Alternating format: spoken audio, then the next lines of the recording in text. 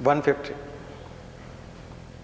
तो इसके लिए अगर आप देखेंगे तो इंडस्ट्रियल रिवॉल्यूशन के साथ में, इंग्लैंड की क्रांति के साथ में, इंग्लैंड के रिवॉल्यूशन के साथ में एनलाइटनमेंट पीरियड जो है वहाँ का, रेनेसा, यूरोपियन रेनेसा, यूरोपियन पुनर्जागरण, यहाँ जाकर के इन चीज़ों ने रिप्लेस कर दिया, खास करके यूरोप में। फ्रेंच रिवॉल्यूशन में तो सीक्वेंस लिख सकते हैं आप लोग चाहें तो, या ऐसे ही जोड़ के लिख सकते हैं, French revolution plus England revolution plus American revolution, industrial revolution and European Renaissance, यूरोपीय पुनर्जागरण। इन सब में से दो बड़ी चीजें निकल करके आई, साइंटिफिक टेम्परामेंट और रेशनैलिटी। साइंटिफिक टेम्परामेंट और रेशनैलिटी। और साइंटिफिक टेम्परामेंट और रेशनैलिटी में जो सबसे इंपॉर्टेंट चीज निकल के आई वो आई कॉन्स्टिट्यूशनलिज्म। सब जगह से कॉन्स्टिट्यूशन निकल करके आए, हर कंट्री से। क्या निकल के आया? कॉन्स्टिट्यूशन, संविधान। और उनमें भी एक सबसे इंपॉर्टेंट चीज निकल के आई, पोलेमिक्स। पोलेमिक्स का मतलब है सत्ता को चुनौती देना, रेशनल चैलेंज, तार्किक चुनौती सत्ता को। उसका शानदार एग्जाम्पल है कार्ल मार्क्स, सत्ता को चुनौती देना। आ गया समझ? क्योंकि क्लर्जी आपको हर जगह थे, धर्म को चलाने वाले बड़े लोग जो रॉयल फैमिलीज के साथ जुड़े हुए थे और दोनों मिलकर के, उनको पेट्रोनेज था, रॉयल पेट्रोनेज था चर्च के लोगों को। और चर्च के लोग धर्म के साथ व्याख्या करते थे कि राजा जो कर रहा है या जो आदेश दे रहा है वो धर्म सम्मत है, अकॉर्डिंग टू रिलीजन है।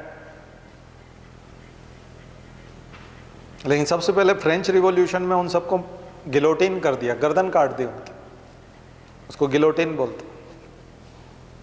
उन्होंने कहा नहीं, भाईचारा, फ्रेटर्निटी, इगैलिटी, फ्रेटर्निटी, लिबर्टी, स्वतंत्रता, लिबर्टी, फंडामेंटल राइट्स निकल करके आए एक तरह से, नागरिकता, संवैधानिकता, कॉन्स्टिट्यूशनलिटी, कॉन्स्टिट्यूशनलिज्म, संविधानवाद। और इनमें दो चीजें थी, रेशनैलिटी और साइंटिफिक टेम्परामेंट। धर्म नहीं होगा, तार्किक होंगे, यानी तर्क का सामना करना पड़ेगा। और वैज्ञानिक दृष्टिकोण होगा, कपोल कल्पना नहीं होगी, अंधविश्वास नहीं होगा, वैज्ञानिकता होनी चाहिए। और उनमें से जो क्रिटिक्स थे उनको कहा गया पोलेमिक्स। जॉर्ज बर्नार्ड शॉ, हमारे गुरुजी ने लिखा है महापुरुषों के अविस्मरणीय जीवन प्रसंग। चॉम्स्की, अमेरिकन कार्ल मार्क्स है वो एक तरह के, चॉम्स्की। उन्होंने उस समय की सत्ताओं को चुनौती दी, क्योंकि सत्ता में जो लोग थे, हिटलर के बाद वाले भी, उन्होंने कहा कि देखो ऐसा है कि होलोकॉस्ट नहीं हुआ, होलोकॉस्ट हुआ ही नहीं, यानी हिटलर ने गैस चैम्बर में किसी को दबा के मारा ही नहीं, क्लीन चिट दे दी उसको। कोर्ट ने भी एक तरह से, कोर्ट भी कई बार हत्याकांड को, नरसंहार को क्लीन चिट दे देता है कि नहीं हुआ ही नहीं, इन्होंने किया ही नहीं है, तो बहुत अच्छा आदमी है।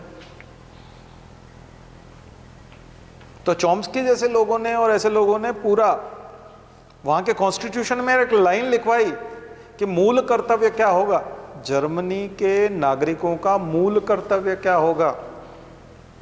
फंडामेंटल राइट्स, फंडामेंटल ड्यूटी होगी कि वो होलोकॉस्ट को स्वीकार करें। अगर कोई आदमी ये कहता है जर्मनी में कि हिटलर अच्छा आदमी था और उसने किसी एक भी यहूदी को नहीं मारा गैस चैम्बर में जला के, तो उसको जेल होनी चाहिए। तो वहाँ जेल की व्यवस्था है, अगर कोई ऐसा कहता है तो उसके लिए जेल की व्यवस्था है। इसका मतलब ह्यूमन राइट्स, यानी इतिहास में अगर किसी के साथ बुरा हुआ है तो उसको कठोरता से स्वीकार किया जाए, नहीं तो जेल होगी उसको, अगर स्वीकार नहीं करने पर भी जेल होगी। चॉम्स्की अमेरिका में वियतनाम वॉर के अगेंस्ट बोले थे, अमेरिका वियतनाम में लड़ाई लड़ने गया 70s में, तो चोम्स्की ने सरकार का विरोध किया कि तुम इसी तरह से इराक में जब लड़ने के लिए आया था, तो अमेरिका किसी देश में लड़ने के लिए जाता तो अमेरिका के अंदर ही उसका विरोध होता है। ये जो लोग हैं ये सत्ता को चुनौती देने वाले लोग, रेशनल लोग, साइंटिफिक टेम्परामेंट वाले लोग, पोलेमिक्स, और ऐसी फौज पूरी दुनिया में खड़ी हुई जो अपनी यहाँ की सत्ता को चुनौती देती थी। तो हम वर्ल्ड हिस्ट्री में चले गए। आज हमने लगभग सारी सब्जेक्ट खंगाल दिए। ये फायदा होता है ना, एक आदमी जब पढ़ाता है ना तो उसके पास इतना विजन होता है कि वो आपको विजन दे सकता है। एक सब्जेक्ट का स्पेशलिस्ट जब एक सब्जेक्ट पढ़ाता है तो उसके खुद के विजन क्लियर नहीं होते, उसको सिर्फ अपना सब्जेक्ट पता होता है और वो अपना बता के और ख़त्म कर दे। तुम जोड़ते रहना। जोड़ेंगे कैसे? यही तो कला मैं आपको सिखा रहा हूँ कि एक सब्जेक्ट से दूसरे सब्जेक्ट में कूदते कैसे हैं।